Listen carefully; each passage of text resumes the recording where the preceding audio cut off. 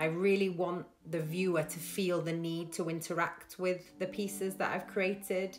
I want them to touch and kind of poke and prod and really feel the need to stick their finger in and kind of poke around and really immerse themselves within that kind of texture, with that kind of touch. It's all about a sensory experience.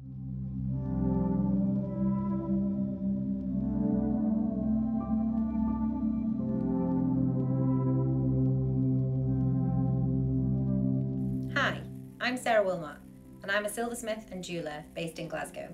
Before studying silversmithing and jewellery, my previous career was in conservation and exhibitions design, working for a heritage organisation with archives and library collections. My work involved carrying out minor repairs and rehousing items such as manuscripts and photographs. This work really allowed me to hone my hand skills and work on a smaller scale where attention to detail is key. The collection Mesh is a series of tactile objects that can be worn on the body or displayed on your mantelpiece.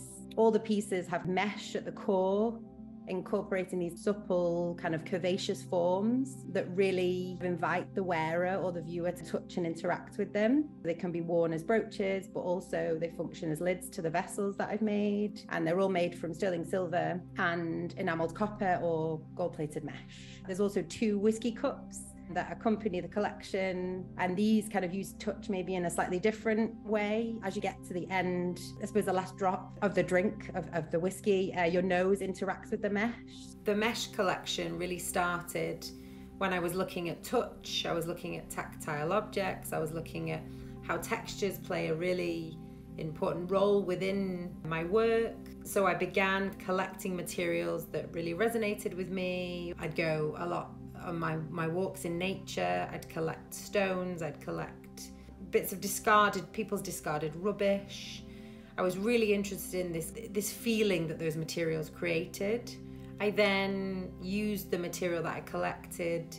I sketched some ideas, I made some rubbings. And then I started collaging these materials together, how they work together, whether they do work together.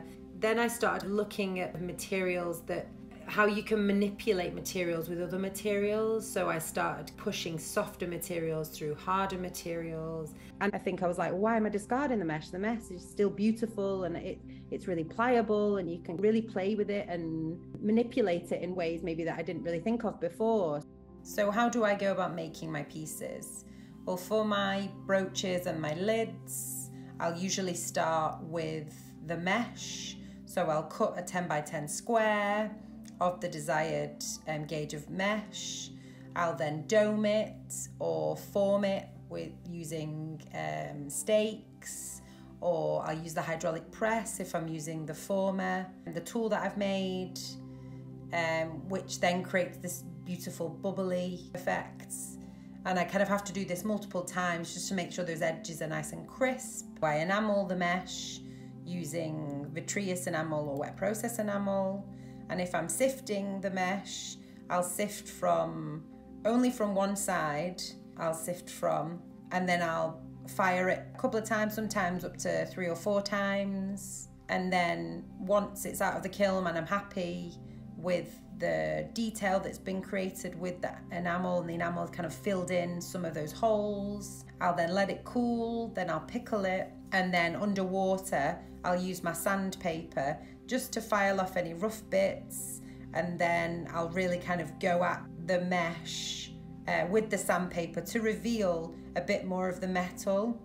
I think if I was to choose a favourite piece, it would be the brooch, the one that kind of resembles a bullet shape. I think it's got a beautiful texture on the outside and on the inside. It's kind of smoother on the inside and a little bit rougher on the outside, but still really nice to touch. I think the contrast between the black oxidized copper and the white enamel works really well. I think once it's on the wearer, I think the light that shines through, I think it creates these beautiful shadows, it creates this beautiful kind of spectrum of light. It's not what you would typically associate with jewellery. And I suppose in terms of it being worn, the wearer really needs to to be someone that's comfortable in being asked about it and comfortable talking about it. And it doesn't just sit like this piece I've gone, it doesn't just sit there kind of quietly, or doesn't really go unnoticed. It needs explanation, or it needs a conversation.